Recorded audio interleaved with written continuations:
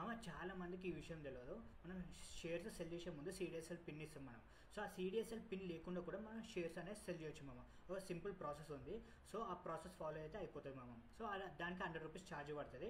So ₹100 charge మనం pay చేసేసినాం అనుకో, ఆ ప్రాసెస్ ఫాలో అయ్యి సో మనకు సిడిఎస్ఎల్ పిన్ అనేది రిమూవ్ అయిపోతుంది మామ. సో నేను ఈ ప్రాసెస్ చూపిస్తాను, చూడండి.